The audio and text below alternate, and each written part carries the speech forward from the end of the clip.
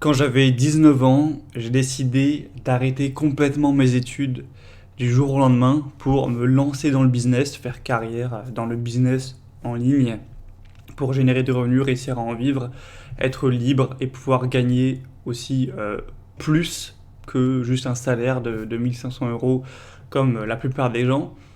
Et le problème, c'est que au début, ça n'a pas marché. J'ai arrêté mes études, j'avais déjà commencé cette chaîne YouTube, j'avais commencé à avoir un petit peu d'audience, mais c'était vraiment pas grand chose.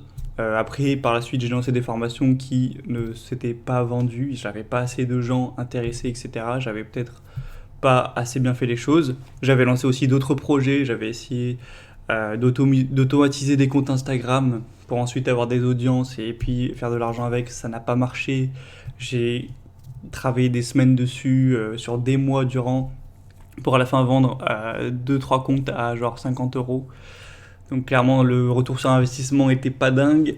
J'ai aussi essayé de créer de l'affiliation Amazon, sauf que ça a tellement pas marché que je faisais zéro vente. Je me suis même fait virer du programme d'affiliation Amazon à l'époque.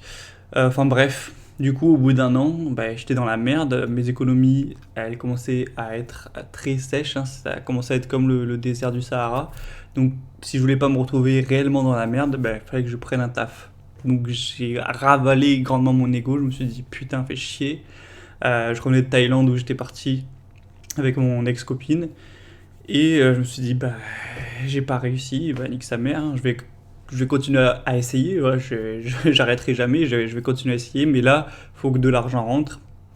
Donc vas-y, prends un taf. Voilà, prends un taf. Mon père, il m'avait dit, ouais, je connais un gars là, il peut te prendre en boulangerie pour faire les transports, apporter le pain dans les entreprises. Bon, bref, un taf comme ça en boulangerie, pas être boulanger, hein, j'ai pas les compétences, mais donc au début c'était pour être vendeur et après ça allait pouvait évoluer en livreur quoi. Mais du coup, j'arrive, c'était la semaine de Noël, hein, à fin 2019.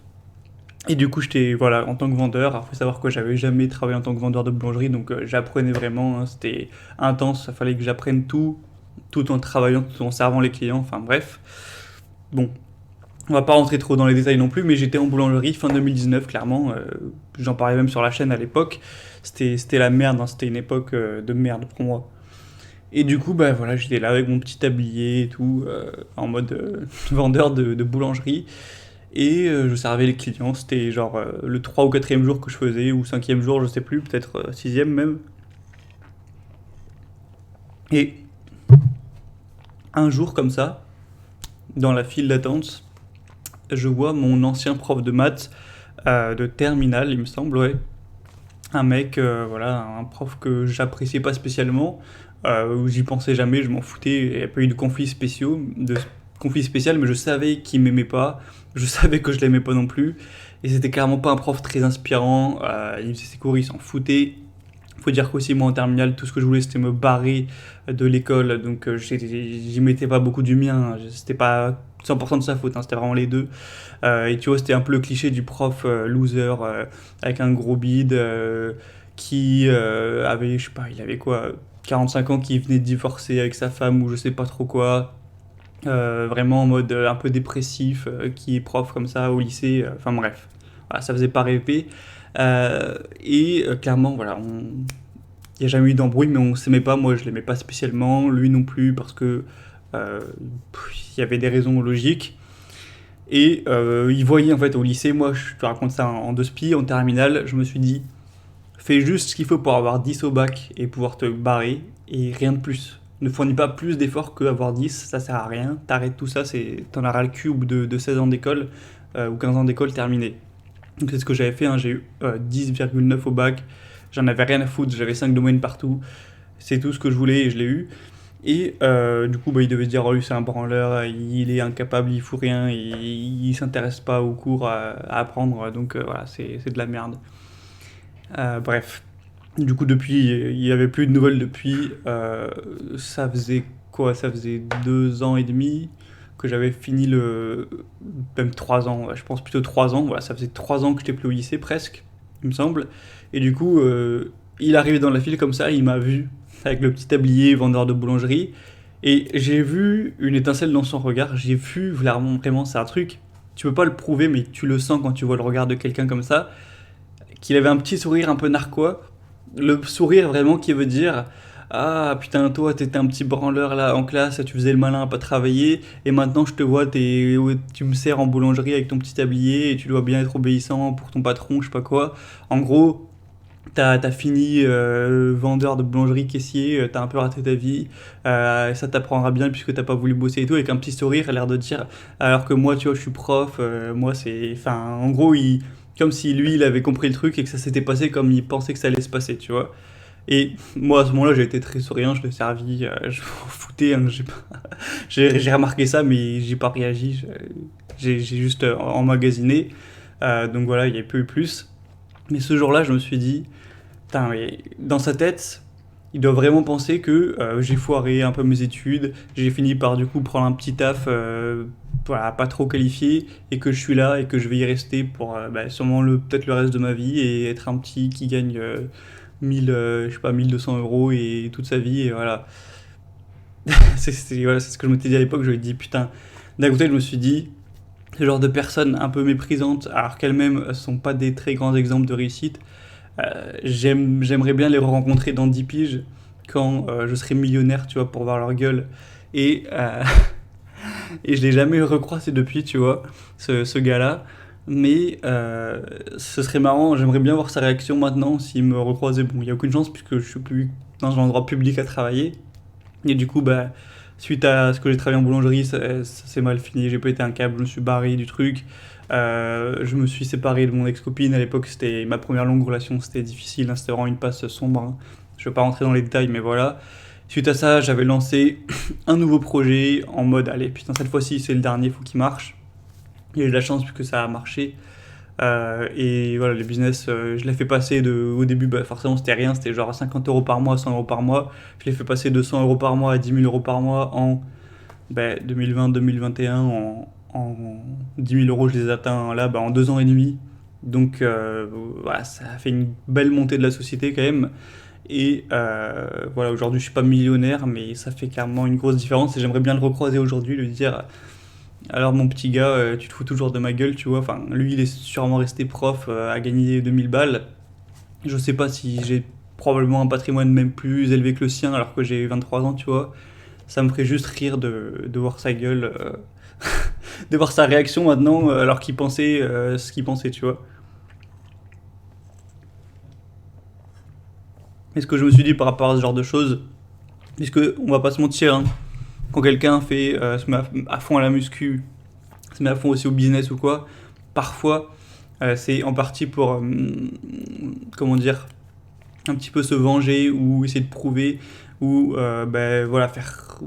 En gros, ils ont une sorte de rage par rapport à quelqu'un, parfois c'est leurs parents, parfois c'est leurs profs, parfois c'est leur. Même souvent, je pense parfois c'est leur ex-copine qui les a quittés ou quoi.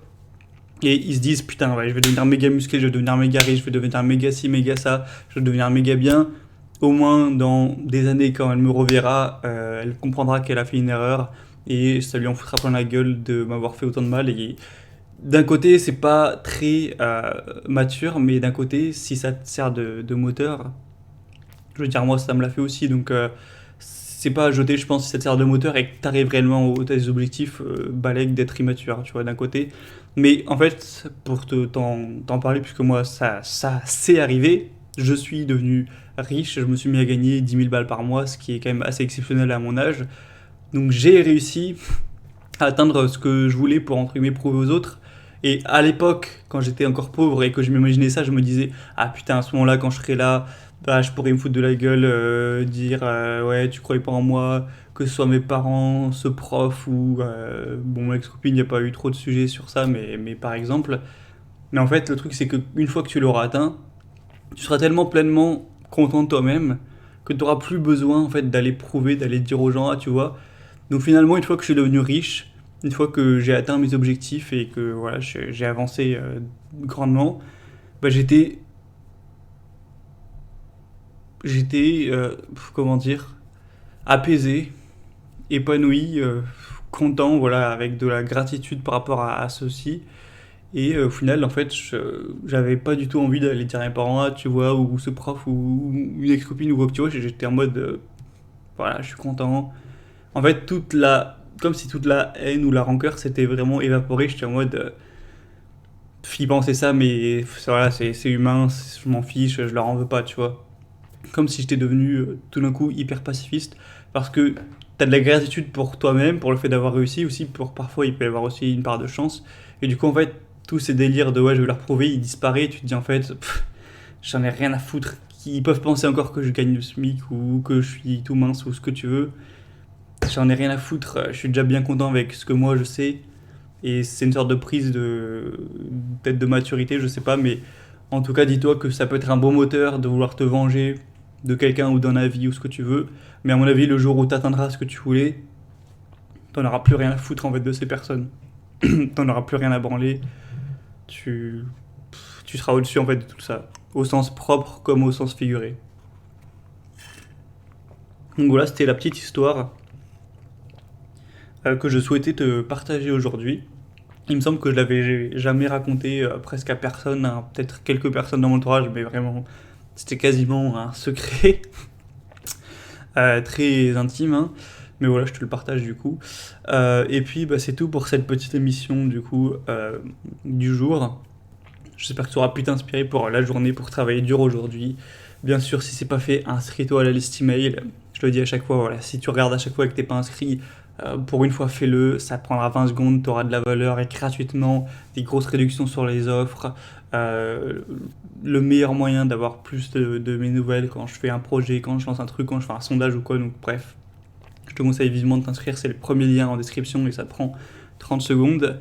Et moi sinon, je te dis donc à demain pour la suite de l'émission.